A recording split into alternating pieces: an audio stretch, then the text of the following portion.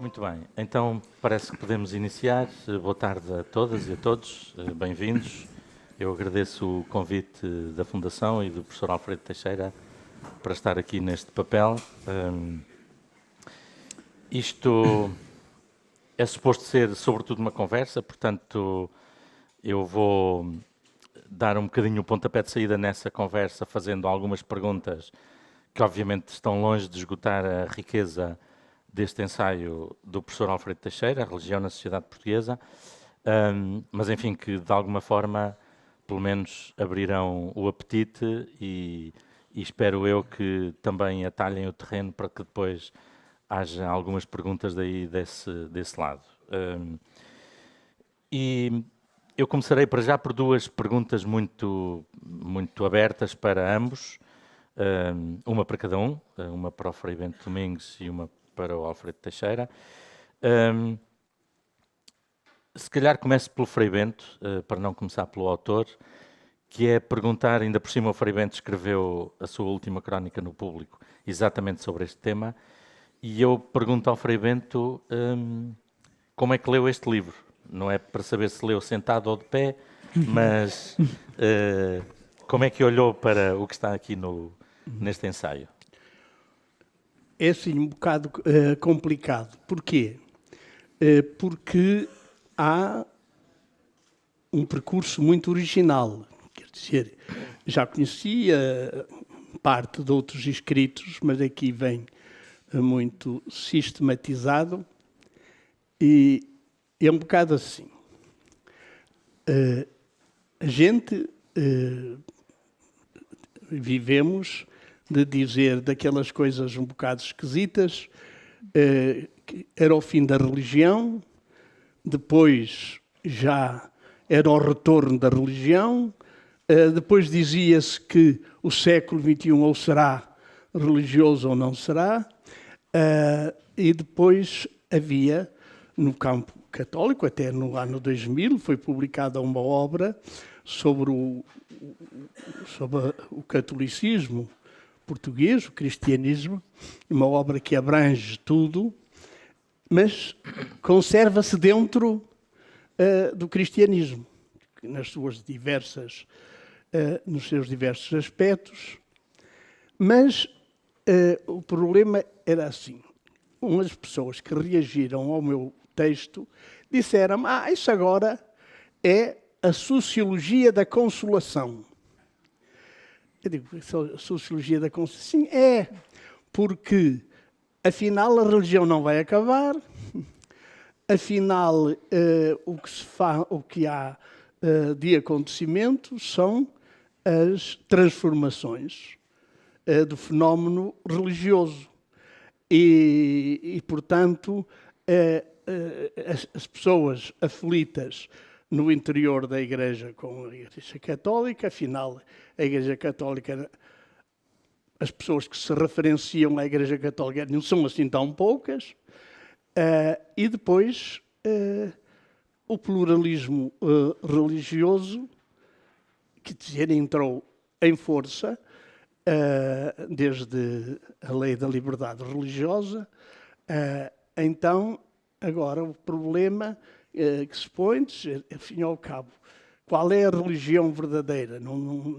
Já nem sequer se pode falar disso, porque agora é tudo igual ao litro. Ser assim ou ser assado, era assim a observação que fizeram ao meu texto. Ora, a questão boa que fazem os sociólogos é de olhar para a realidade e de olhar com critérios sociológicos, e isso faz a diferença. A diferença que é feita é esta. É, ao fim e ao cabo, cada um de nós tem a sua sociologia, que é dos seus amigos, das pessoas com quem fala, das pessoas com quem frequenta, das coisas que lê, e as coisas começam aí, param aí. Quer dizer, o problema que os inquéritos trouxeram da religião, o problema que se foi desenvolvendo é que não, é que as coisas não são como parecem. E esse trabalho entre nós foi assim. O Alfredo Teixeira é hoje realmente a pessoa que mais tem trabalhado nessa nova órbita, que é, claro que há erosão das religiões, mas há sobretudo metamorfoses, transformações e recomposições, e o que é necessário é estar aí. Isto não quer dizer que as pessoas são todas religiosas. É evidente que nas estatísticas também dá as pessoas que não são, que são ateias e tudo isso. Mas o que acontece, ainda vi agora um artigo sobre um livro que saiu em França, se o cristianismo vai acabar em França. E então, quais eram os recursos que ainda tinham de fazer de uma crise enorme uma oportunidade? Como é que ia ser? Ora, eu nunca me esqueço, e acabo já. No começo do século XX, o João dos Santos tinha um opúsculo muito interessante sobre a situação da Igreja. E dizia-lhe, isto é um país incrível. E as cidades, incrível. Em Lisboa, as igrejas estão sempre fechadas de manhãzinha para dizerem a missa e depois escapam e fecham. E dizia-lhe em Paris, e não, dava exemplo de outros países em que a gente vai, à igreja, tudo isso. Depois, o Manuel Clemente fez também uma resenha na Didascália do que era a vida das dioceses e a vida das paróquias em Portugal no começo do século XX, e como é que aquilo que parecia morto ressuscitou em força e depois transformou-se até no nicho mesmo da religião. Eram quase as paróquias, a Ação Católica, e depois havia assim uns restos. Mas isso tudo também, de repente, começou a grande discussão sobre as paróquias, sobre isto. Fique agora aí nas paróquias, porque já lá iremos um bocado mais à frente. Sim. Deixe-me perguntar ao Alfredo Teixeira, perdoem-me este tratamento mais informal, entre amigos que somos. Às tantas, dizes na introdução, salvo erro, no preâmbulo, que este ensaio é também uma biografia intelectual, mas com janelas abertas sobre a investigação de outros, nomeadamente de outros portugueses, embora apareçam aqui também alguns estrangeiros que são referência nesta área. Mas de que modo é que isto funciona como uma biografia intelectual? Bom, antes de mais, muito boa tarde. Permita-me que, antes de mais, agradeça a possibilidade de estar aqui convosco. Agradeço à Fundação a oportunidade de escrever este objeto singular, que são estes pequenos livros da coleção Ensaios, e agradecer a presença de tantos amigos que aqui estão, com os quais, enfim, partilhamos pedaços de vida desde há algum tempo, uns mais recentemente, outros há mais tempo. Bom, é uma biografia intelectual porque, de alguma maneira, eu tive a oportunidade, neste texto, de pôr em perspectiva a minha própria investigação ao longo, enfim, de algum tempo, que foi sempre um pouco irrequieta, ou seja, eu, se calhar dá para perceber, sou uma pessoa pacata, mas sou intelectualmente um pouco irrequieto, ou seja, os meus interesses foram sempre multiplicando e, ao mesmo tempo, tive que muitas vezes responder a exigências do meu trabalho, mesmo para além daquilo que podiam ser os meus próprios interesses. E, portanto, eu tenho estudado coisas que às vezes estão um bocadinho afastadas umas das outras, e este ensaio, de alguma maneira, permitiu como que olhar para trás e construir algo que é um curso biográfico sob o ponto de vista da investigação. Só que, de facto, a maneira como vejo isso é de ter construído isso com muita gente. Aliás, não vejo como hoje se possa construir o conhecimento, senão construindo isso com os outros. E, portanto, tive também este interesse de trazer, de facto, de pôr em diálogo comigo muita da investigação que tem sido feita em Portugal sobre a questão religiosa. E faço isso também para mostrar, coisa que às vezes não é muito visível. Aliás, o Frei Bento tem sublinhado muitas vezes as nossas carências neste estudo, mas em todo o caso os anos vão passando, há novas gerações, e eu julgo que hoje já se pode falar de uma determinada tradição do estudo da religião em Portugal. Enfim, com recursos escassos, mas em todo o caso há alguma coisa, há itinerários que se podem construir. Em muitos casos, leituras que não são até muito conciliáveis, mas eu queria, de alguma maneira, neste ensaio, deixar isso também presente. Podemos dizer que há uma escola de estudo da religião em Portugal, com hiatos, com fragilidades, há grupos religiosos que conhecemos mal, há universos da expressão religiosa que conhecemos mal, mas em todo o caso este livro era para mim uma oportunidade para me ligar a essa construção. E depois também gostaria de recordar que o primeiro convite que recebi do António Araújo, que dirige estas publicações, trazia uma nota curiosa. Não me dava ainda o título, mas recordava-me que o Frei Bento tinha escrito uma obra de referência que se chamava A Religião dos Portugueses. E então dava-me esse título como uma espécie de título provisório, obviamente. E a presença do Frei Bento aqui, para mim, também tem esse significado, que é, de alguma maneira, poder reatar esta minha reflexão com uma determinada linhagem. É claro que esse livro dele é um livro que, de alguma maneira, tem algumas características próximas do que se pretende com esta coleção, que é construir um certo olhar pessoal, singular, sobre um determinado problema, e ele tem isso nesse livro. Mas, de facto, esta ideia de uma biografia depende também desta outra ideia, que é de ser uma biografia partilhada. Obrigado. E já agora eu acrescento duas notas a propósito precisamente desse aspecto, porque na minha leitura do livro ressaltam, em primeiro lugar, a capacidade de síntese e, de facto, podemos dizer que este ensaio é, neste momento, uma extraordinária síntese do pensamento português acerca da religião, sobretudo no último século e nas últimas décadas. E, portanto, esse olhar que, de alguma maneira, traça o percurso do que foi o fenómeno religioso no Portugal recente, é a primeira grande nota que, para mim, ressalta daqui.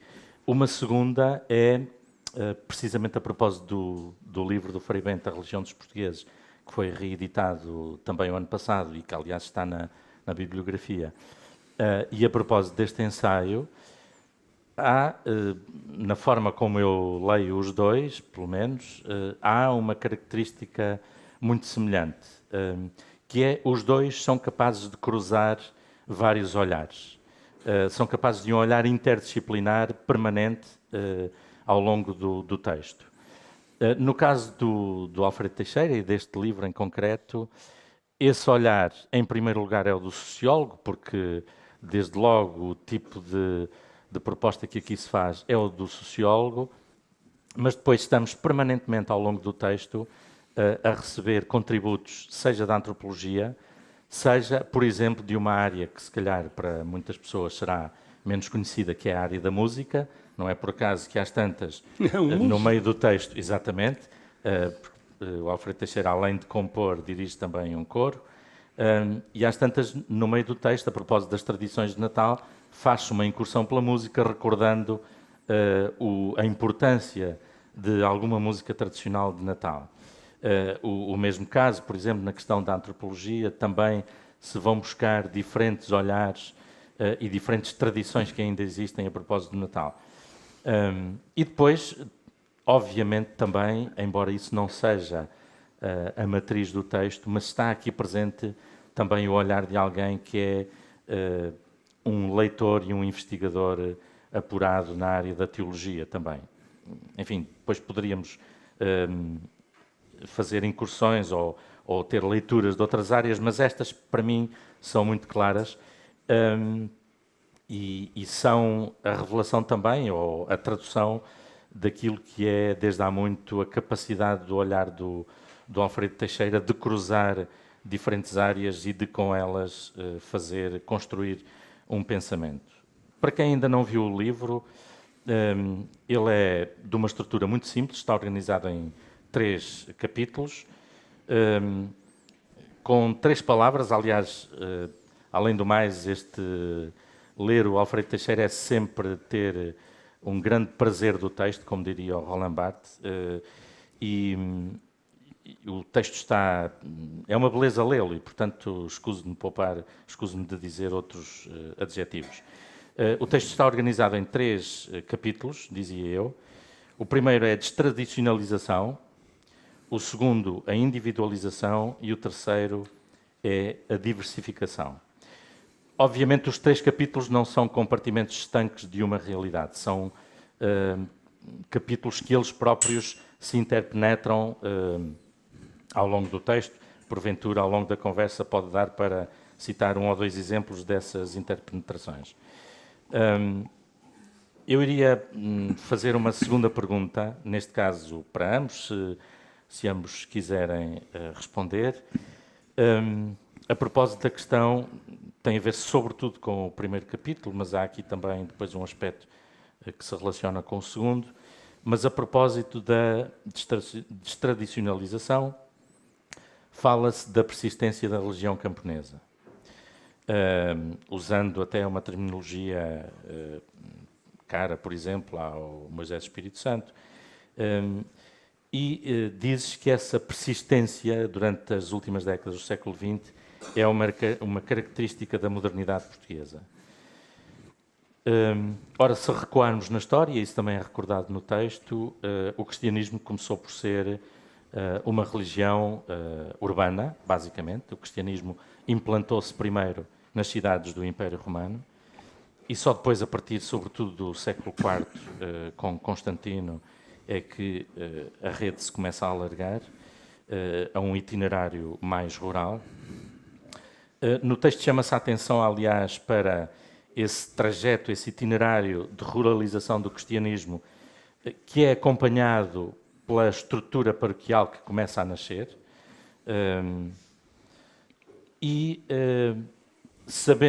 Conhecendo nós até já, quem ouviu o Frei Bento algumas ocasiões, sabendo que o Frei Bento bebe também no cristianismo minhoto e que tem até histórias deliciosas a propósito disso, o que eu pergunto a ambos é se hoje, uma vez que estamos a perder, e faltou-me dizer esse elemento, hoje as cidades estão a perder essa característica que tinham no início do cristianismo e, portanto, estão a tornar-se muito mais plurais. O cristianismo está a deixar de ser, o catolicismo neste caso, de ser marcadamente urbano e essa ruralização que o atravessou nos últimos séculos está de novo a marcá-lo na sua reconfiguração. E, portanto, a minha pergunta é se hoje não é possível reconfigurar de novo um cristianismo urbano e como é que isso poderia ser possível. Frei Bento, quer dizer-nos alguma coisa? Eu outro dia estive em Travassos, na minha aldeia, estava a ver os montes e a recordação dos santuários todos à volta e tudo ali. Então, houve uma coisa que me veio assim à ideia. O que era a religião ali pré-romana? Quer dizer, pois, com os romanos, porque a Geira, a estrada, passa mesmo junto ao meu lugar, tem mesmo marcos miliários lá. E depois a entrada do cristianismo, eu estava sempre a lembrar-me de correctione rusticorum. Que era o texto que lia aos rebanhos em latim. Não, ele chama, a gente das populações que são rústicos e que estão cheios de religião pré-cristã. Mas agora conte, para quem não conhece, essa história de pregar em latim às ovelhas. Conte-nos lá rapidamente essa história de pregar em latim às ovelhas. Não era isso que ia dizer. É que, por exemplo, a gente esquece os lugares. E aquilo que havia eram os penadões enormes, o eco que davam, tudo aquilo, e tudo tinha histórias. De que ali aparecia isto, ali aparecia aquilo. Nunca ninguém via de dia, era só de noite. Mas havia coisas assim espantosas, portanto, que ecoavam um tempo. Ora, o que acontecia, mesmo na minha família, a gente tinha duas divisões. Da parte da minha mãe, todos os ascendentes, e ela também, tinham nomes romanos. Da parte do meu pai, todos tinham nomes cristãos, bíblicos. Era Arão, David, tudo por aí adiante, eram todos nomes bíblicos. Que era muito engraçado. A minha avó era católica apostólica romana, porque não podia ser de outra maneira, mas ela dizia, e sempre, o recurso era aos feiticeiros, às pessoas todas que tinham virtude. Portanto, as pessoas recorriam, por outro lado, era a madrinha de toda a gente, e ela também encaminhava para as pessoas que podiam resolver os problemas. Porque na religião, isto é sempre, os problemas são os da saúde. As pessoas dizem a religião é a religião do medo. Não, é do medo de ficar doente, quer dizer, ou de permanecer, mas a religião é da vida, a religião é por causa da vida, e por isso é que todas as evocações também evocavam isso. Agora, a questão para mim, que continua viva, era, por exemplo, eu lembrar-me, se antigamente eu tivesse um gravador, de gravar dos velhotes que já morreram, as orações deles, os recursos deles e tudo isso, anteriores ao cristianismo, porque foi um bispo da Guarda, foi depois bispo da Guarda, mas que era um padre de Guimarães, que ia lá pregar e que conseguiu converter muitas pessoas a não acreditar. Ele tinha argumentos muito simples, essas pessoas adivinhassem, a sorte grande saía-lhes sempre, e tudo, umas coisas muito simples, converteu muita gente a não ser tola. Mas o problema é que tudo persistia. Tudo persistia. Quer dizer, as coisas foram sempre, e agora acontece na mesma.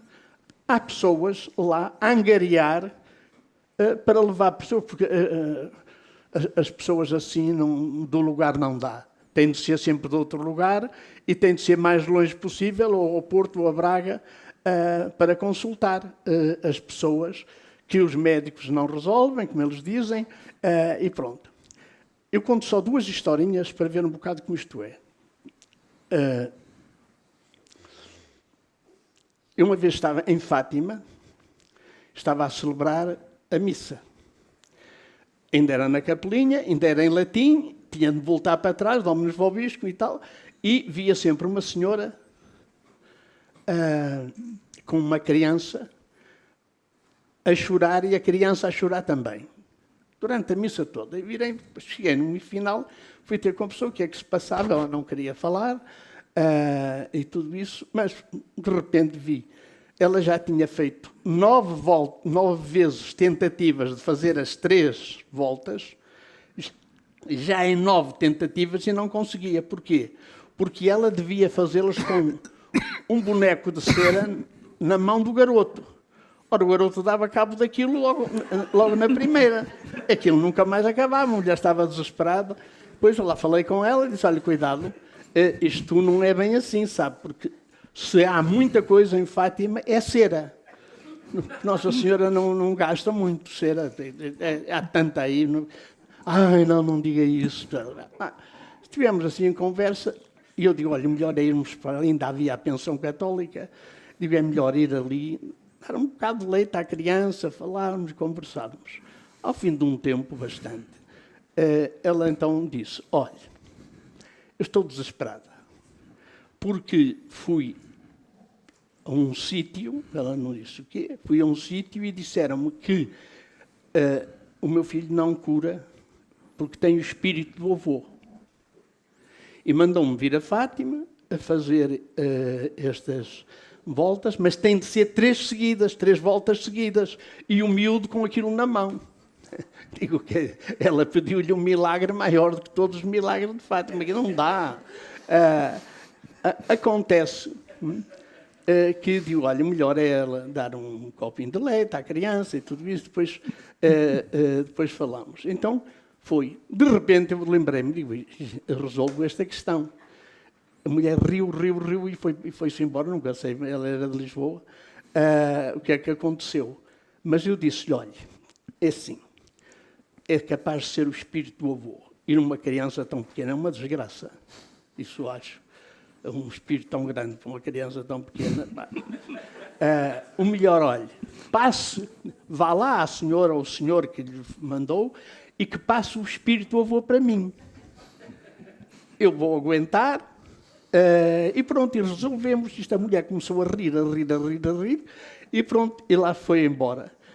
Mas estas histórias, se forem na religião rural, isto eram constantes, de coisas assim, de ver tantas coisas de noite e em certos lugares. Eu ainda hoje sou incapaz de certos sítios de noite na minha aldeia ir passar lá. Põem os cabelos em pé, quer dizer, um pânico, e era a minha avó que contava essas histórias. E Ora, na cidade também há alguns sítios que também temos medo. Agora o problema é que é necessário ver as cidades cá, também foram feitas de muita gente das aldeias, que vieram e tudo isso. E agora, o que eu queria um bocado dizer isto, a mim faz-me pena, ainda estive a ler no primeiro volume da História do Matoso, que é feito por ele, sobre a religião cá na Península, e as metamorfoses do cristianismo, tudo isso. A mim dá-me um bocado de pena de não termos uma obra bem documentada, já era possível, já há gente para isso, de a gente poder ter uma história, e falei com isso ainda há pouco tempo, com o Matoso, e ele diz, não temos uma história científica da Igreja em Portugal. Ora, é um bocado de pena da religião e há muita coisa feita. Mas temos eu por acaso essa sua observação no texto deixou-me, mas temos uma história religiosa de Portugal, não chega a isso? Nada, puxa, mas aquilo é como diria o outro, muito pouquinho. Muito pouquinho. Portanto, há um trabalho enorme a fazer. Isto foi uma obra de muito mérito. Mas vocês reparem, quando o Fortunato de Almeida fez a história, que depois foi reeditada, mas sem trabalhada, era uma história positivista. Não era dos critérios históricos que existem hoje. E depois há imensos trabalhos, imensa investigação, mas não há forma de coordenar isso e de pô-la num corpo. Porquê? Eu digo isto porquê? Para nos entendermos.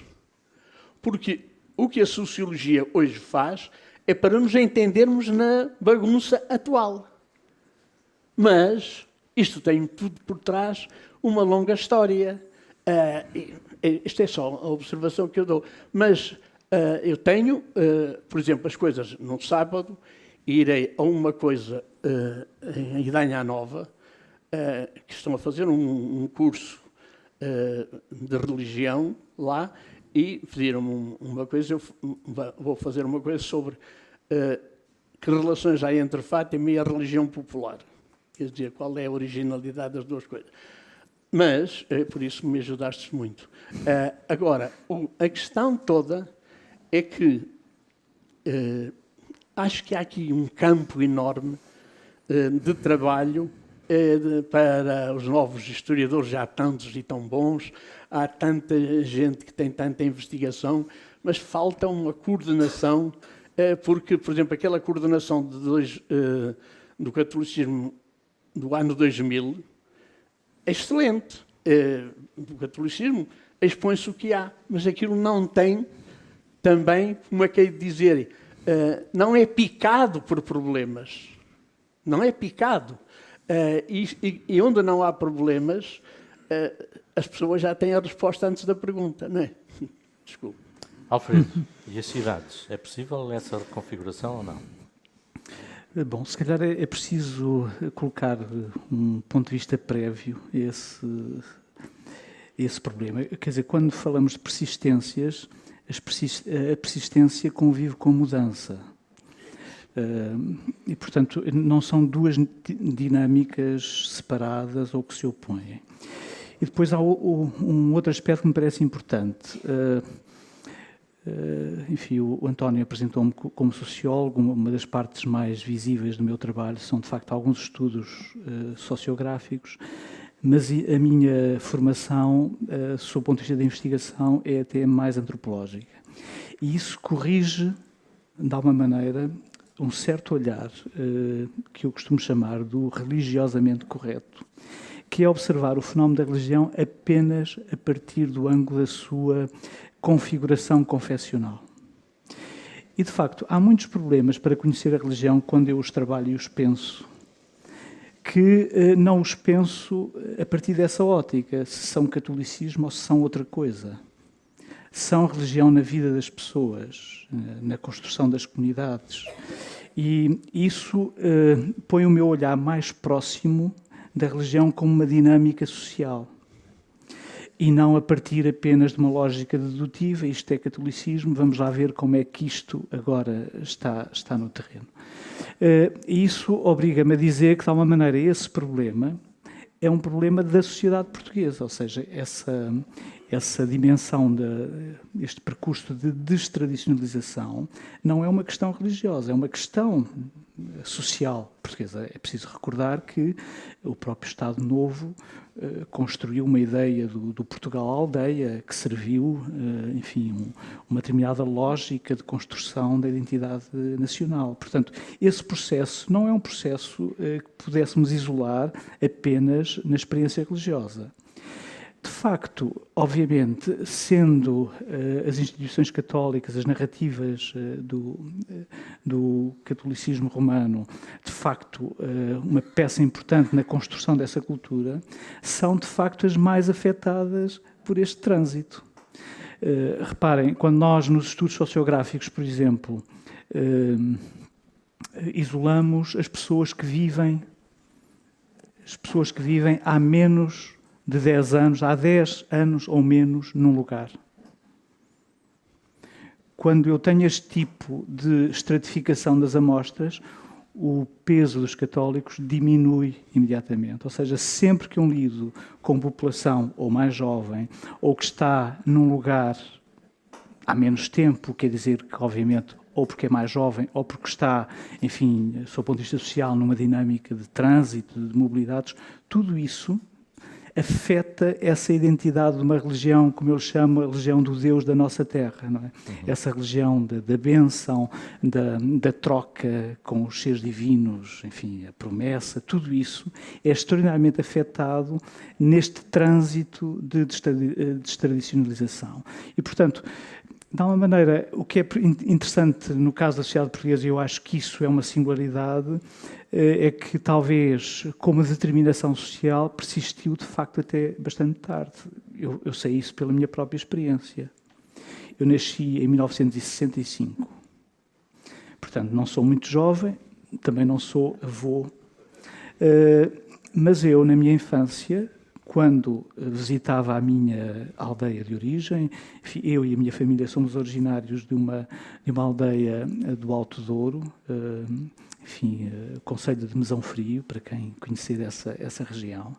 E, de facto, na minha infância e adolescência, eu regressava com muita frequência nos períodos, nos intervalos escolares, à casa dos meus avós. E eu ia à missa com eles, à missa da aldeia, e o que é que eu encontrava? Bom, encontrava uma comunidade totalmente diferente daquela que eu conhecia aqui, enfim, vim com um ano com os meus pais aqui para uma zona da periurbana em relação à cidade de Lisboa, uma zona até que estava muito marcada por os dinamismos de recepção no campo católico do Vaticano II, enfim. E o que eu encontrava era alguma coisa que eu tinha que, do ponto de vista agora crítico, tenho que dizer que era uma religião diferente. Ou seja, era o mesmo espaço confessionalmente católico, mas era uma religião diferente, neste sentido que a articulação do religioso com a sociedade se fazia de um modo muito diferente. Eu chegava e o que é que eu encontrava? Bom, as mulheres chegam à igreja e entram imediatamente, ficam no corpo principal, no corpo central na nave central da igreja, fazem as suas rezas, trocam, enfim, informações entre si.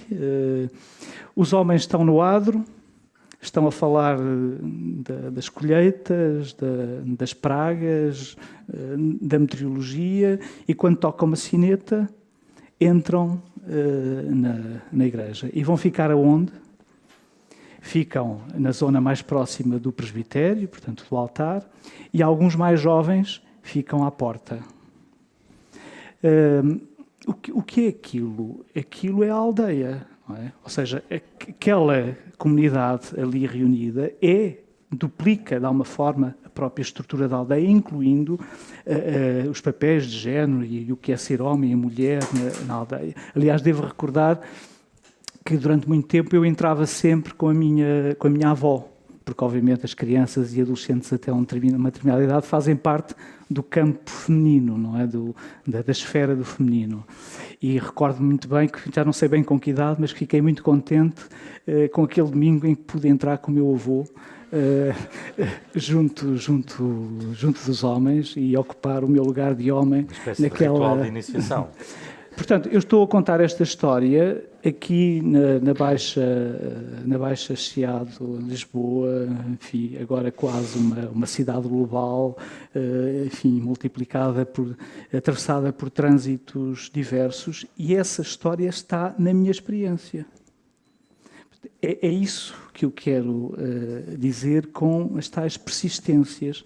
E, portanto, quer dizer que, de alguma maneira, uma sociedade que vive desta forma também depois vive a mudança de uma maneira muito acelerada.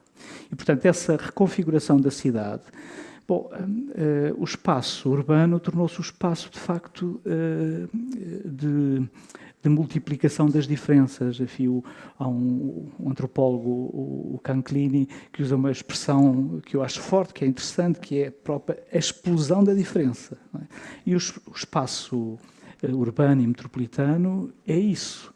E, portanto, de alguma maneira, todos os problemas que encontramos de adaptação do catolicismo a este espaço são o terreno, de alguma forma, de afirmação das outras propostas religiosas e de outras comunidades religiosas que, pelo contrário, têm quase toda a sua população residente em espaços urbanos. A única minoria religiosa que tem tido um comportamento, sob esse ponto de vista, um pouco diferente, ou seja, que inflete um pouco esta tendência de habitar, sobretudo, os espaços urbanos, são, curiosamente, as Testemunhas de Jeová, que nos últimos anos apresentam sinais de uma certa penetração num meio que para eles era estranho, que era o meio rural, e que, porventura, é também um sinal destas dinâmicas sociais de esvaziamento do espaço das aldeias como espaço social, a solidão, e sabemos que a proposta desse grupo religioso é uma proposta fortemente gregária, que torna o grupo religioso muito próximo das pessoas, muito presente junto das pessoas, e isso, obviamente, é uma resposta a essas novas condições em que se vive nesse espaço rural. Deixo de lado o salto para depois, eventualmente, se alguém quiser pegar nas questões relacionadas com Fátima, havia aqui vários aspectos, a questão desde logo da peregrinação, uma afirmação que diz que Fátima é o motor desta destradicionalização da religião na sociedade portuguesa, ou até uma outra que fala, já no capítulo 2, de Fátima como barómetro da expressão social da fé católica. Enfim, há várias pontas que se podem pegar, se calhar para continuar nestas questões da cidade. Porque às tantas fala-se das culturas urbanas hoje como culturas de serviços. Citas a socióloga britânica Grace Davy, que é um dos nomes importantes na sociologia contemporânea, quando ela fala da religião vicária, portanto, há uns quantos, caricaturando e abreviando, há uns quantos que mantêm as expressões religiosas, o culto, as tradições, a prática, enfim, e depois outros usufruem. Isto para perguntar se estamos a falar de uma supermercadorização do religioso, portanto, nós vamos ao supermercado escolher a fruta, os legumes, os géneros alimentícios, outros produtos que precisamos, e depois dentro do setor da religião escolhemos também esta devoção, aquele ritual, esta prática, aquele guia, aquele orientador. O que é que se passa? Mas é que ele tocou já numa coisa que eu acho que é importante. É que também as aldeias hoje são urbanizadas. Quer dizer, o problema de chegares a uma aldeia, logo muito perto ao supermercado, e depois há as carrinhas que vão levar as coisas pela aldeia. Portanto, já muitas das coisas da cidade penetram nas aldeias. Só que há um fenómeno que eu acho que não se repara, mas isso é um problema das lideranças católicas, é que não se repara que aquilo que falaste, as diferenciações. Por exemplo, no meu concelho, devido à inépcia, para não dizer outra coisa, do pároco, que tem 6 paróquias, a juventude foi toda embora. Foi toda embora. Não era muita, não é muita, porque a imigração lá é enorme. Mas, mesmo essa, meus sobrinhos virarem-se para mim e dizem: nós somos um grupo, que são muitos, mas um grupo, nós somos católicos não praticantes, que é uma designação que não era de uma aldeia, quer dizer, não se fazia. Mas a aldeia mesmo também está contaminada de cidade, e a cidade é esta coisa enorme. Mas o Frei Bento, por exemplo, desculpe interromper, contacta com muita gente, até porque o convidam para múltiplas situações, em que de certeza que encontra pessoas que lhe dizem: eu não vou à missa, mas... Ou então, eu sou católico, mas... Isso foi analisado como é que olha para essas... Isso de facto são expressões em que as pessoas no fundo retiram aquilo que lhes interessa do fenómeno religioso para reconstruírem à sua medida Reparem semelhança. que isso é uma coisa que eu acho que é fantástica. Porquê? Porque nós temos a representação da religião a partir dos nossos lugares católicos de confissão. A gente, por exemplo, quer dizer, o batismo, antigamente, quer dizer, ao fim de poucos dias, ou uma semana, ou 2 semanas, iam batizar. Agora, retardam facilmente. Mas eu, por exemplo, uma coisa que eu não vejo nada refletida no campo católico, por exemplo, e no campo também evangélico é a mesma coisa, que é os bilhões de pessoas que existiram sem nunca conhecer nada de Jesus Cristo, sem conhecer nada da religião católica, e para onde vão quando morrem, que era o problema. Ora, no campo católico já tinham uma certa forma de resposta, que era feita por um gentio, em Atenas. Paulo diz que encontram fulanos, já há um dos vossos, que era um poeta de 3 séculos antes de Cristo, diz que na divindade vivemos, nos movemos e existimos. Eu creio que todo o trabalho de anexação que houve católica dos católicos, das representações, era fora da igreja, também se divulgou, não havia salvação. Vocês já imaginam que inferno era preciso para albergar toda a outra gente do mundo? Ou purgatório, ou coisa, quer dizer. Ora, esse mundo todo, quando agora se fala na sociologia das pessoas que começam a dizer sou católico, não sou praticante, ou eu cá tenho a minha religião, das coisas todas que dizem, eu lembro-me, as pessoas fazem o que podem arranjar. Quer dizer, porque na individuação de que falas, cada um é que tem de encontrar aquilo, o nicho em que se pode situar. E, portanto, eu quase diria assim, é a grande oportunidade para, por exemplo, do ponto de vista dos católicos, compreenderem que deviam ser católicos. Portanto, universais. E essa universalidade de Deus. Eu recordo que ainda quando era na teologia de São Tomás, que diziam, a gente acredita em Deus e o resto é implícito. E, portanto, os do Antigo Testamento, de outras religiões, já pertencem também ao Novo Testamento, porque o Espírito Santo não é reserva de caça católica. Quer dizer, ora, isto, a meu ver, vai ajudar a refazer todo o pensamento também teológico. Estas deslocações todas que faz, e esta individualização. Agora, pelo meio, meu Deus, muita coisa também se perde. Quer dizer, não digo que não, mas eu acho que é uma oportunidade para redescobrir tudo. Quer dizer, isto é a minha maneira de ver. Agora, as pessoas têm de ter grupos, as pessoas têm de ter, porque não se pode viver assim isolado, e, portanto, vão fazendo as novas associações, as novas igrejas, tudo isso. Só me perturba uma coisa, é de que esses grupos todos se transformem em grupos fechados.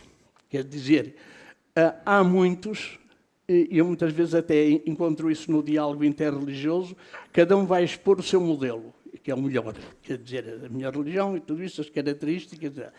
Agora, o fazer a circulação, aquilo que chama o diálogo interreligioso, ou com os não religiosos, ou com os ateus, ou com tudo isso, acho que há, neste momento, para toda a sociedade, uma atenção à diferença. Eu acho que é uma maravilha o livro que foi publicado, porque ajuda, a meu ver, a não viver entre a aflição e o deixa correr. Quer dizer, não vive ali. Aquilo que me disseram do texto que eu tinha publicado, que aquilo era uma forma de as pessoas já não se responsabilizarem, cada um vai na sua. Não é isso. As pessoas, cada uma vai sempre na sua. A não ser quando é coartada, dizer, e ameaçam. Agora, não tendo a ameaça do inferno, não tendo a ameaça de que não te confessares neste momento, mergulhas no inferno, se não tiver a ameaça, cada um vai procurar o seu nicho. Pronto, isto era um Alfredo, bocado. com tantos supermercados e tantas redes, qual é o supermercado que escolhemos? Eu devo dizer que às vezes os meus cursos de Sociologia da Religião começam por dizer que isso não existe, ou seja, por exemplo, uma expressão muito recorrente para falar do fenómeno religioso contemporâneo, que é o religioso à la carte. Enfim, imaginamos que alguém chega a um sítio, tem um menu, enfim, hoje apetece-me ser budista, amanhã... Isso é uma ficção. Isso, de facto, não existe. O que existe são, de facto, pessoas que sofreram processos de socialização religiosa, em muitos casos processos primários, ou seja, na sua infância, adolescência, e que, de alguma maneira, vão reconfigurar isso biograficamente. E, portanto, aquilo que é diferente é que a religião de facto não se reproduz como porventura se reproduziu noutros contextos sociais. Isso quer dizer que, em particular, num espaço católico, onde de facto a identidade religiosa se plasma de uma maneira mais clara numa identidade também cultural e social, aquilo que vai acontecendo é um pouco, eu uso essa metáfora no livro, é uma espécie de descompactação, construindo, no fundo, um catolicismo que passa a ser um catolicismo muito marcado já, de facto, por essa construção individual. Mas isso não quer dizer que essa metáfora do à la carte responda bem àquilo que se passa. Porque, de facto, aquilo que acontece é que os indivíduos têm, em relação a todas as instituições, margens de autonomia que noutros modelos sociais não tinham. E, portanto, elas vão estar em diálogo com as instituições, com as formas mais organizadas de construção de sentido, oferta de sentido, com muito mais margem de manobra. Isso conduz, por exemplo, a que, por vezes, esse é um fenómeno particularmente relevante em sociedades que têm uma maioria religiosa e cultural, enfim, muito determinante, como é o caso português, os indivíduos podem permanecer com um sentimento de pertença, com graus diferentes, mas com um certo sentimento de pertença a uma igreja onde foram socializados, onde de alguma forma se sentem gerados, não é?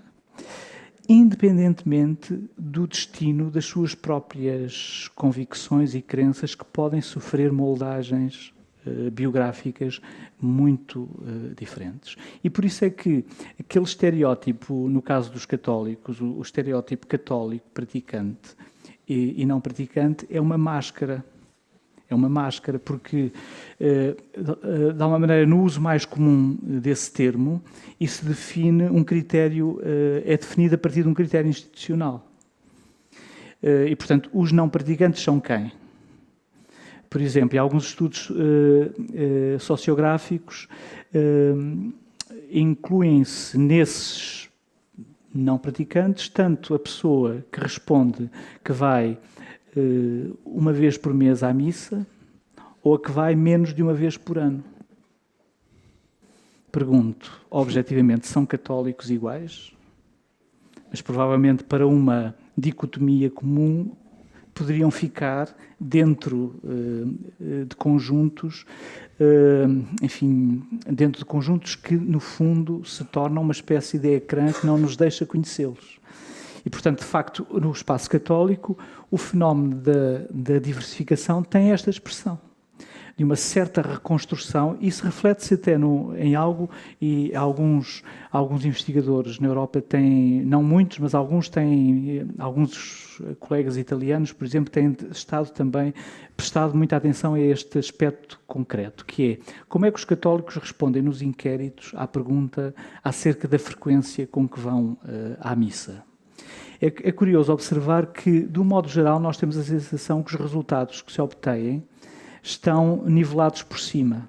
Ou seja, que provavelmente, pela experiência que temos mais espontânea de ver os espaços, de ver igrejas umas a abarrotar, outras vazias, enfim, obviamente, isso dá-nos uma ideia que se calhar aqueles 30 e tal %, como às vezes acontece, de pessoas que dizem que estão na missa todos os domingos, se calhar não acontece bem isso. Mas porquê é que respondem assim? Enfim, não parece haver no dispositivo nada que os obrigasse a responder dessa maneira. E, de alguma maneira, a nossa aproximação tem sido a de que as pessoas estão a usar essa pergunta não para dizer com rigor as vezes com que vão à missa, mas qual é o seu nível, qual é o nível do seu sentimento de pertença. E, portanto, há muitos que dizem que, porventura, vão à missa todos os domingos, mas, de facto, não vão, mas autorrepresentam a sua relação com a Igreja Católica ou com a tradição católica, mais vastamente, de uma forma descrevendo-a dessa maneira. E, portanto, de facto, essa dimensão e uma certa individualização ou individuação, é algo que, em todo o caso, não conduz necessariamente a uma religiosidade que se possa descrever simplesmente pela lógica de mercado. Parece-me empobrecedor para ler o que realmente acontece. O que acontece é que, de facto, as instituições não têm a mesma capacidade de controlar a religiosidade dos indivíduos. Aliás, essa capacidade de controle foi sempre, enfim, escassa, diria eu. Mas, em todo o caso, na medida em que a sociedade é muito mais uma sociedade do indivíduo, não é? Onde o indivíduo tem a capacidade de construir e projetar, enfim, as suas escolhas, obviamente que isso vai produzir, em particular nos espaços religiosos mais complexos, vai produzir formas de aproximação que podem ser muito diversificadas. Aliás, chamas... Diga. Começou a haver uma corrente de ar, estão aqui a queixar-se. É capaz de ser ali... aqui o... Possivelmente ali o aparelho ligado, não sei. É o que aconteceu à religião, Luís. Correntes de ar. Mas se for possível alguém verificar se calhar e alguém corrigir, da logística da sala pode pode aqui ou... atenuar o... Eu penso que deve ser aqui o ar-condicionado. Pois, possivelmente é ali o aparelho que está ligado e... Possivelmente. Mas, precisamente, essas questões são muito bem equacionadas no livro. Aliás, eu penso que... Não penso nada sobre isto, mas noto exatamente essa mudança na terminologia para uma terminologia que pretende ser muito mais rigorosa, falando de prática regular, prática ocasional, etc. E, portanto, também do meu ponto de vista é muito importante, penso eu, as reflexões que fazes a esse nível. Eu faço uma última pergunta para dar alguma margem depois a que haja perguntas desse lado, que é, aqui é uma, enfim, ao ler aquilo que refletes sobre o processo de individualização, citas um dos exemplos, o debate em Portugal a seguir ao 25 de Abril, em 74 e 75, sobre a possibilidade do divórcio civil para o casamento, para o matrimónio católico. A minha reflexão, a minha pergunta foi esta. As questões morais não contribuíram muito, pensando, por exemplo, também no impacto que a encíclica Humanae Vitae sobre a contracepção teve em muitos católicos, ou seja, olhando para esse universo das questões morais, elas não contribuíram muito também para este processo de individualização? Sim, obviamente é um dos lugares de afirmação dessa emancipação do indivíduo, mas a referência que fazes à questão do acesso dos católicos à faculdade civil do divórcio é uma questão, a meu ver, emblemática, porque ela surge anteriormente num estudo, aliás, um estudo feito pelo dominicano Luís de França, que era um estudo em 73 sobre liberdade religiosa, que é um tema... É curioso pensar-se num estudo que se pode apresentar dessa maneira em 73. O que ele pretendia era saber como é que as pessoas em Portugal reagiam à concordata. Havia várias perguntas sobre vários aspectos da concordata, incluindo a pergunta sobre se a concordata devia ser revista. E é curioso que os resultados são um bocadinho surpreendentes, porque as pessoas não querem saber da concordata. Enfim, o número de não respostas, por exemplo, à pergunta sobre se deve ser revista ou não, as pessoas não querem saber. As pessoas querem saber do quê? Metade, salvo erro. As pessoas querem saber do quê? Querem saber das coisas que dizem respeito à sua vida concreta, não é? À construção da sua vida. E, de facto, as respostas são arrasadoras no que diz respeito à necessidade de dar aos católicos o acesso a essa faculdade. O que quer dizer que, de alguma maneira, estando ainda numa sociedade muito marcada, obviamente, ainda por uma certa tutela religiosa da Igreja Católica, nós vemos naquele estudo o que era já claramente a afirmação do indivíduo na sociedade, nesta lógica que é não necessariamente de corte com a tradição católica, mas, em todo caso, de encontrar aí espaço para afirmar a sua liberdade individual. E, portanto, esse que era uma espécie de elo que persistia da aliança entre Estado e instituição católica, era um elo que tinha consequências imediatas na construção da vida dos indivíduos. E, portanto, isso tornou-se, a meu ver, um lugar bastante emblemático do que é essa transformação nesse período depois, obviamente, de afirmação da política da democracia, já depois da Revolução de Abril. Frei Bento. Não, eu queria dizer uma coisa, é que nós vivemos na Igreja Católica uma situação que é sempre... agora, isso era uma coisa. Agora é ver se dá lugar às mulheres ou não. Não é? Quer dizer, o problema do papel das mulheres na Igreja é uma das coisas. O problema de quem pode presidir ou não presidir às celebrações da Eucaristia. O resultado é que as igrejas, estes grupos e igrejas evangélicas não têm essa questão, esse problema. É sempre a andar. Ora, a questão toda é que, e eu creio que o Papa Francisco tem querido abrir um espaço, mas tem muitas oposições. E o resultado é que este momento, do ponto de vista católico, é uma oportunidade enorme de inovar, só que está tudo tão travado que eu sou capaz de dizer como o Lacan, que dizia o catolicismo, não disse ainda a última palavra, a religião diz la vraie, que ele diz o catolicismo, ainda não disse a última palavra. Porquê? Porque eu creio que dizia-se muito que o cristianismo era a religião da saída da religião. Marcelo Guachev epilogou muito sobre isso. Mas também pode ser que seja, outros diziam, o futuro da religião.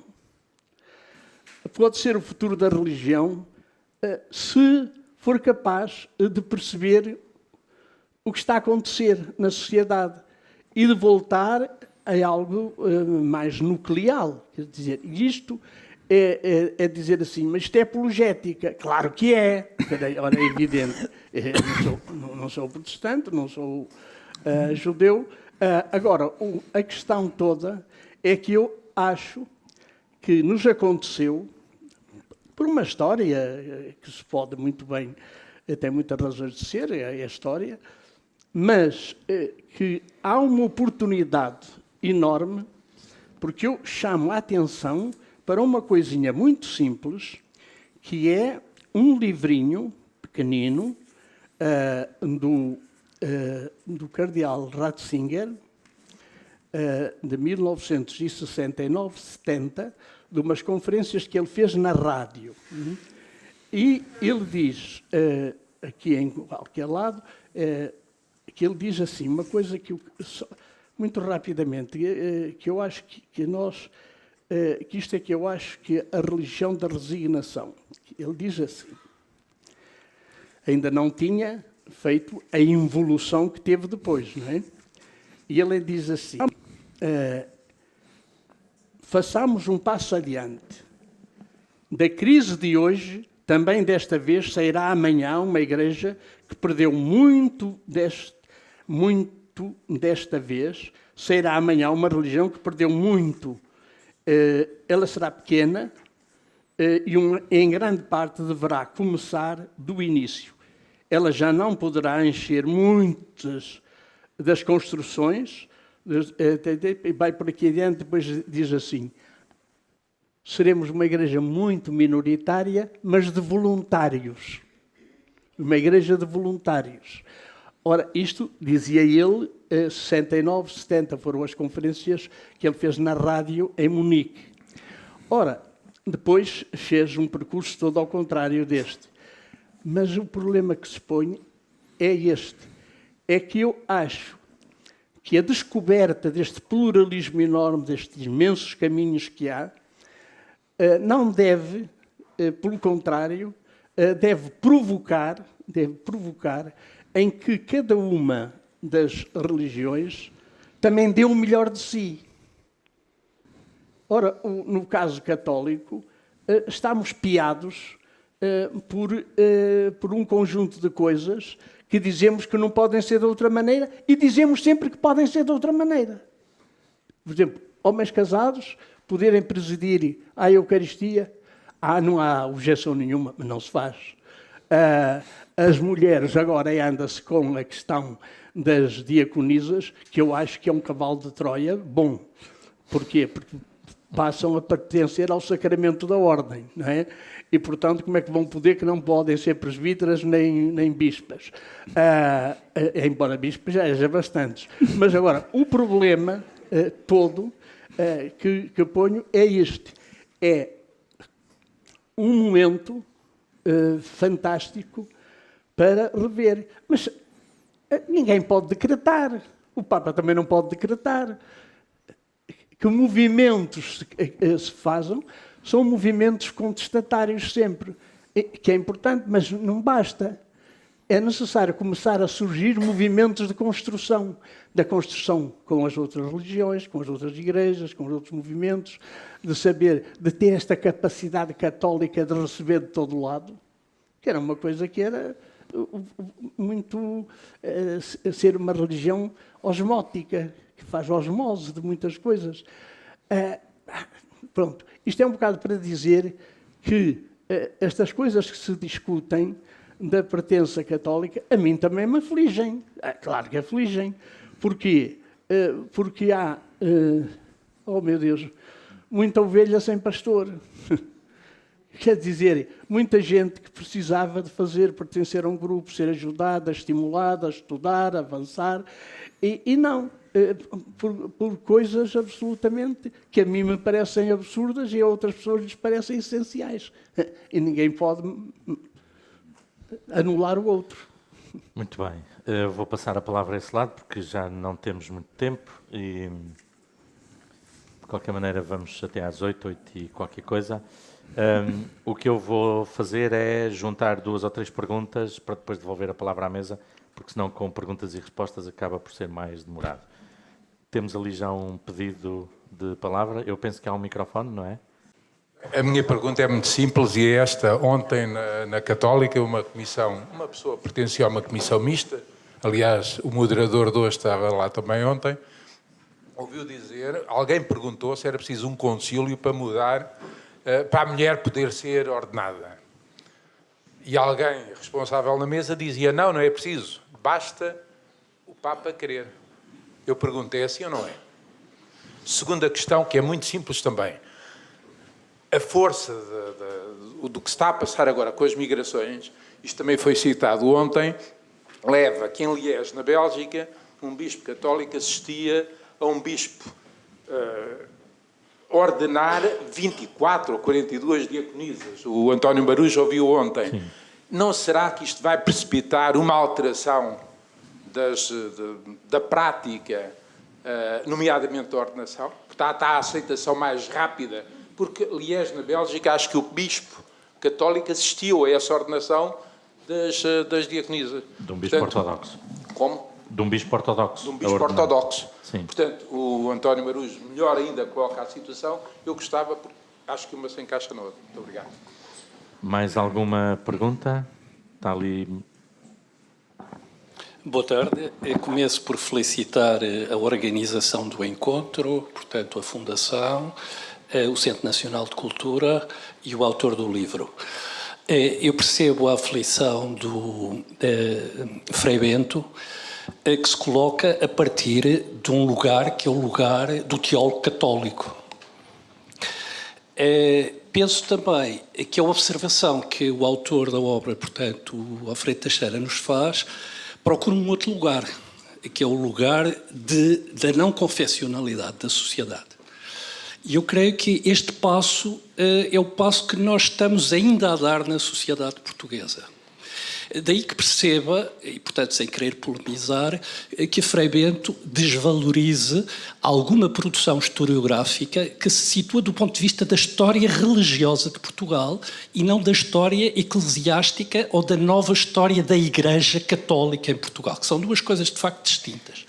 Mas porque eu penso que ainda estamos a dar o primeiro passo nós corremos o risco de cair numa armadilha, que é, ainda hoje se debate em certos meios historiográficos, quando se fala de religião, ainda se acusa os historiadores que o fazem de se situarem num campo que é o campo católico, e portanto serem historiadores católicos, e por outro lado, do lado católico, alguma teologia como a de Frei Bento exige uma historiografia científica. Então em que é que ficamos? A partir de onde é que nós podemos refletir a realidade histórica da presença da Igreja Católica em Portugal? Eu creio que sem valorizarmos este espaço de abertura à dimensão religiosa, não é possível refazer ou fazer uma história da instituição católica. Até porque estamos a falar de um sujeito que se vê a si mesmo como transhistórico. E esse é o grande problema. É onde começam as fronteiras e terminam as fronteiras da definição de uma Igreja Católica. Esta era a pergunta que eu poria ao Frei Bento se tivéssemos a oportunidade de ter aqui muito mais tempo.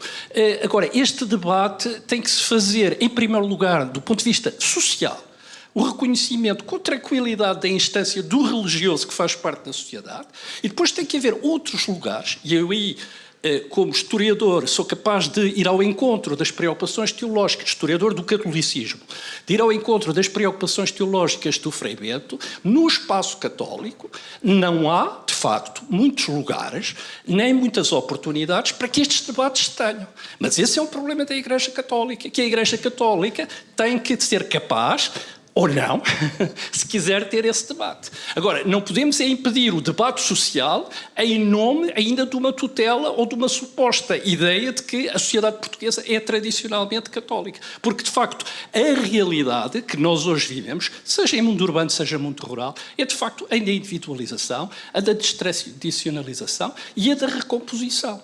E, portanto, nós temos que voltar a olhar, se quisermos fazer uma história da Igreja Católica. Eu estava recentemente a ler Jean Guiton, que, dos seus diálogos com o Papa Paulo VI, lhe colocava relativamente à Humanae Vitae uma questão que hoje, do ponto de vista antropológico, se tornou evidente e que ele já o punha nessa altura, que é o conceito de natureza. Temos que revisitar esses lugares, com certeza. Mas há aqui um debate que, para se fazer, antes de ser cruzado, tem que ser autonomizado, parece. Obrigado. Obrigado, Paulo. Mais alguma pergunta? Aqui à frente, por favor.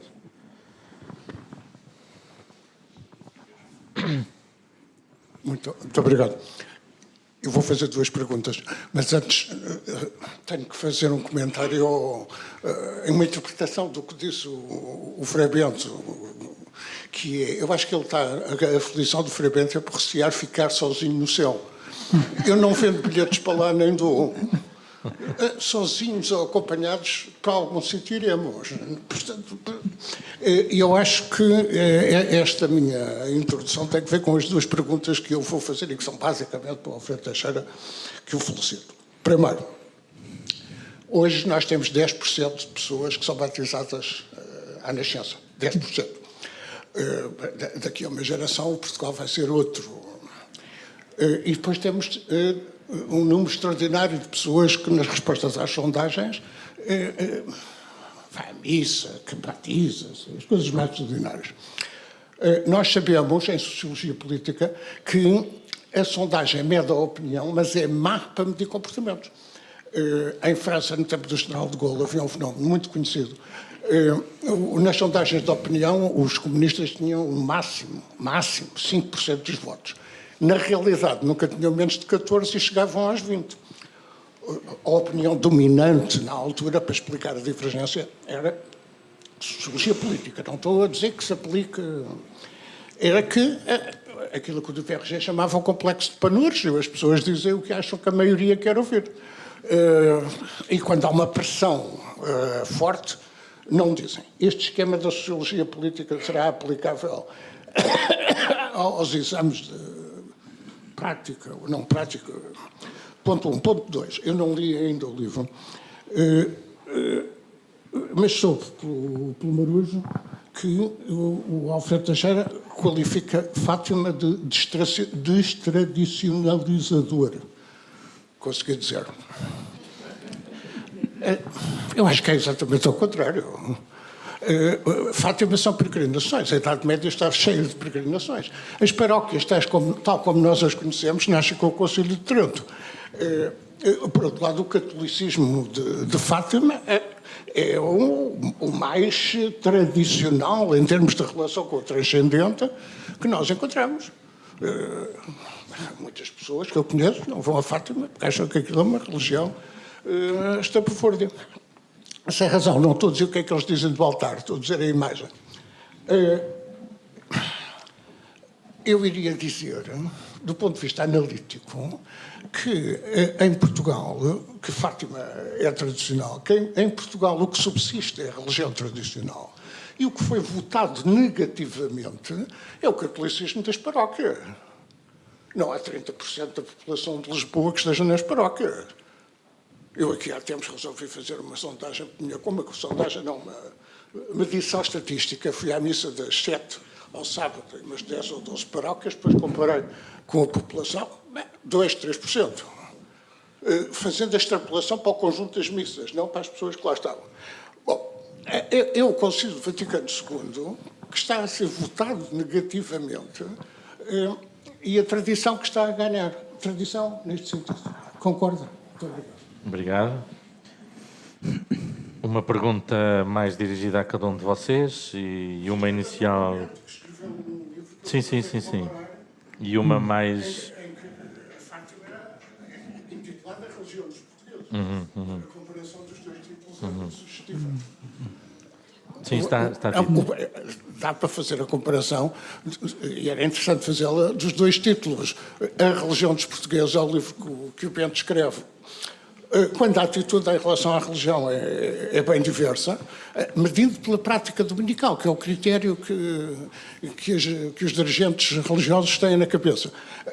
E o título do livro do Alfredo Teixeira não é a religião dos portugueses, é a religião e a sociedade portuguesa. Obrigado. Frei Bento, as mulheres e as diaconisas, uma resposta rápida. Há uma coisa que eu creio, e isto é em relação ao Paulo, eu creio que as estatísticas, apesar de tudo, ainda dão uma percentagem de população que se exprime como católica bastante elevada. Quer dizer, o problema nosso, desgraçado, tem sido, desde há séculos e séculos, de confundir a Igreja com a hierarquia. Quando se fala de Igreja, pensa-se no Papa, pensa nos bispos, pensa-se nos padres, não se pensa no povo cristão. Quer dizer, não se pensa nisso sequer. Não conta, quer dizer. E eu creio que isso é uma grande dificuldade, mesmo terminológica, habitual, constante, nos meios de comunicação e tudo isso. A tal ponto que, agora, sobre religião, há a violência dos islâmicos e a pedofilia católica. Pronto, porque tem bispos, tem padres, se fosse uma ou outra pessoa qualquer, nem sequer falavam. Agora, há questão, portanto, que eu acho que é necessário, também sob o ponto de vista da sociologia, tomar em linha de conta essa população que se reconhece como católica. Eu diria assim, as lideranças católicas, tanto laicais como outras, tomam isso a sério? O que é que isso significa? Ponto 1. Ponto 2. A questão de Fátima, para mim, foi sempre essencial, porque vivi lá muitos anos, foi um lugar em que me ri muito e em que me diverti muito, e ao mesmo tempo, porque a gente era muito irreverente em tudo, em relação a tudo que estava a acontecer. Recordo-me que o Gabriel Marcel chegar lá e a gente o interpelar com imensas perguntas, e ele dizer, mas vocês acham que se foi Nossa Senhora que apareceu, que ela tinha de vos consultar? Como é que vinha, como é que não vinha? Agora, o problema todo é o seguinte, quer dizer, que me parece nisto tudo, o diálogo vivo e interreligioso está muito bem, mas o problema é que eu acho é que as religiões não se põem em crítica, não se autocriticam, não põem, vão cada um exibir o seu fato. Quer dizer, não vão questionar-se. E o problema neste momento é que na Igreja houve grandes oportunidades de questionamento, mas não tem havido mediações para levar esses questionamentos avante. Quer dizer, não temos mediações por isso. Porquê? Porque continua-se, quando se pensa em Igreja, pensa-se nos bispos, nos padres, tudo isso. Não se pensa no povo cristão que há por aí, de divulgado, de muitas... Ora, aí é que há um pluralismo enorme no interior dos que se dizem católicos, que é necessário tomar a sério, mas não se toma, quer dizer, na pastoral, nas coisas de tudo. Isso é, para mim, o primeiro ponto. Segundo ponto é Fátima. Fátima porquê? E o Alfredo apontou de uma forma exemplar, que foi onde se manifestou mais a individualização do catolicismo português. Porquê? Cada um que vai a Fátima vai à sua. É que sabe onde lhe dói, é não sabe onde recebe cura, onde reza, tudo isso. Está aquilo, a hierarquia enquadrou aquilo com uma liturgia e tudo isso, em que as pessoas andam sempre a correr para trás e para a frente. Quer dizer, o problema param quando é a procissão das velas e param quando é o adeus. Quer dizer, aí param e aí tudo isso. Ora, o problema que é necessário, e o Alfredo chamou a atenção, é para o lado antropológico disto.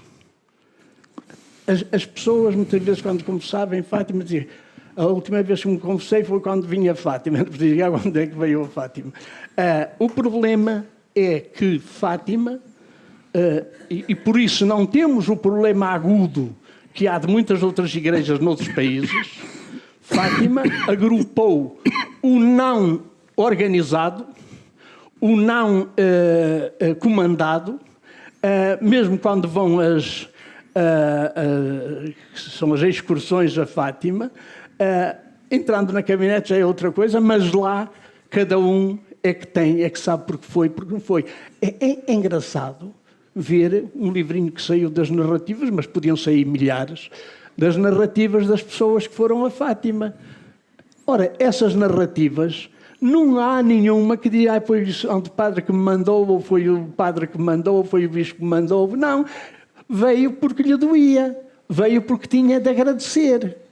Ora, isso é o mais puro da religião. As pessoas dizem: mas aí no meio disso há muita coisa, bruxedos e isto e aquilo. Haja o que houver. É a liberdade religiosa, também individual. Ora, eu creio que não se refletiu, sob o ponto de vista antropológico, suficiente sobre o fenómeno Fátima. O fenómeno Fátima é um fenómeno poderosíssimo. Poderosíssimo. Eu recordo-me, quando chegou o 25 de Abril, muitas congregações até queriam abandonar Fátima, porque diziam: isto vai acabar. Porquê? O povo rural está a desaparecer, isto é de uma ruralidade enorme, agora é alta. Enganaram-se todos. Só aumentou, só cresceu. E é necessário explicar isto. É necessário explicar, não, porque eu acho que a religião está para lá das explicações que nós damos delas. Quer dizer, as explicações, as nossas, é o que se pode arranjar, não é? Quer dizer, é o que podemos arranjar para enquadrar o conhecimento. Mas o que é vivido pelas pessoas, não vão encontrar duas pessoas a dizer que é a mesma coisa. E têm razão de ser. Porquê? Porque há um fenómeno coletivo, há um fenómeno enorme de socialização, sem dúvida enorme, mas há um momento em que ali mando eu. Ninguém manda em mim. Não há padre nenhum, não há bispo nenhum, não há nada, nem sequer Nossa Senhora. Porquê? Porque Nossa Senhora andou com aquela história dos primeiros sábados, não apanhou nada. Quer dizer, porque já havia as primeiras sextas-feiras, pronto, não conseguiu nada. Conseguiu. Porquê? Isto é absolutamente importante, que muitas coisas que se atribuem a Nossa Senhora, ninguém lhe liga nenhum. Ninguém liga nenhum. Vocês vejam as aldeias de Portugal, quantas é que rezam o terço à noite, como se rezava antigamente. A televisão foi competitiva. Ora, é necessário, portanto, este fenómeno. Há ali um apelo religioso fortíssimo, mas há um espaço e depois calhou no centro do país fantástico. Vão do norte, vão do sul, vão do centro. Ora, isto, reparem, no norte as pessoas vão a São Bento a Porta Aberta mais que vão ao Sameiro. Vão muito mais. Mas que são os nortenhos. Agora, os outros santuários, lá tem a festinha na altura. Estão a perceber? É necessário ver o que há de poderoso, sob o ponto de vista simbólico, de facto, mas isto pertence, não sei. Quer responder em 30 segundos às duas perguntas sobre as mulheres diáconos e sobre as mulheres? Sim, não, é que eu acho que é uma indecência pública na parte católica. É uma indecência pública. Porquê? Jesus passou o tempo, e até inventa muitas histórias, mas passou o tempo a recorrer às mulheres, que nunca lhe pediram nada em troca. A troca que lhes deu foi o anúncio da ressurreição, a elas, que nunca pediram. Os homens andaram sempre a pedir em troca. Ele não deu nada, morreu na cruz, ora, cada um foi à sua vida. Foram elas que safaram o cristianismo. Não se quer pensar nisso, mas foram, historicamente. Ora, acontece que os homens depois, em nome dos 12, empalmaram a coisa na história da Igreja. E isto tem razões de ser, tem muitas razões de ser, mas porquê? E agora é que vem aqui ao problema do Papa não poder decretar nenhum concílio, nem nada. Porquê? Porque se decretarem, há uma cisão. Imediatamente há um rebentamento enorme. Agora, o que ele está a proporcionar, e que era necessário intensificar, era realmente o criar a consciência de que as mulheres na sociedade já têm uma importância enorme. O que é que Jesus Cristo tem a ver de as excluir? Quer dizer, é uma coisa que não entra na cabeça a ninguém. Só que, quando os dominicanos da Holanda e depois os Skilabex puseram esse problema a nu nos ministérios, claro, levaram na cabeça. Mas não há saída, senão de rever o problema dos serviços que a Igreja pode estar, porque a Igreja não está a prestar, o conjunto da Igreja não está a prestar os serviços de que precisa. Pronto. Obrigado, Frei Bento Alfredo. Enfim, aproveitando, como acontece poucas vezes, aproveitando para discordar do Salgado de Matos, embora penso que quando ele ler o meu texto, porventura, em alguns aspectos estará mais próximo do meu ponto de vista do que parece. Porque, de facto, é preciso perceber o que é que se quer dizer com destradicionalização.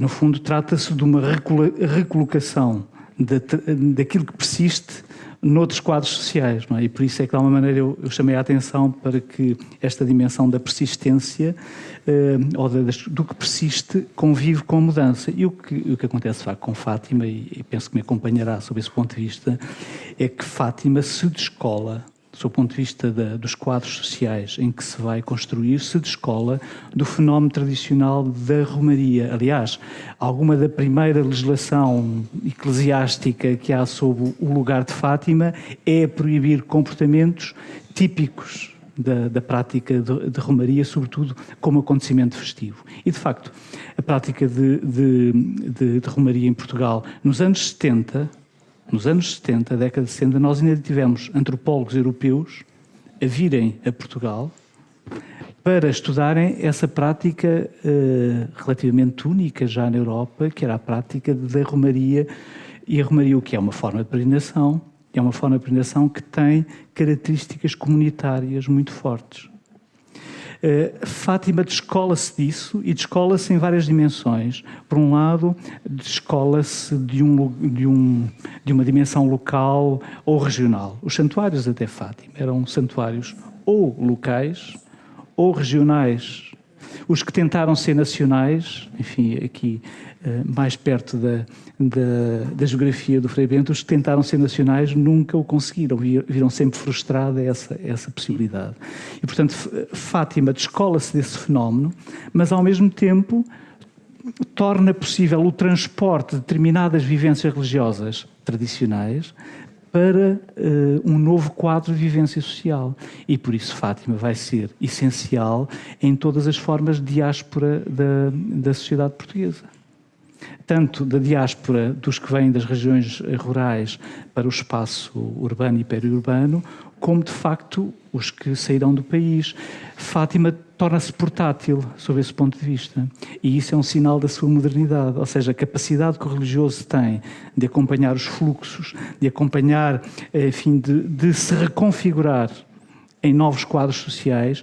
Isso é uma marca da sua, diríamos, modernidade paradoxal, porque, de facto, eu falo, a propósito de Fátima, de uma modernidade paradoxal, porque, de facto, boa parte da expressividade do religioso tem uma forte relação com essas dimensões tradicionais, mas o modo como se coloca sob o ponto de vista social, esta dimensão de individualização, depois, de facto, a capacidade que tem de acompanhar os diferentes trânsitos, enfim, e a complexidade da transformação da sociedade portuguesa, e, como dizia, outros fenómenos religiosos não têm parado de conhecer essa erosão, coisa que não se reproduz em Fátima. E eu penso que isso não se poderia justificar pela ideia de que Fátima é simplesmente um fenómeno tradicional, não é?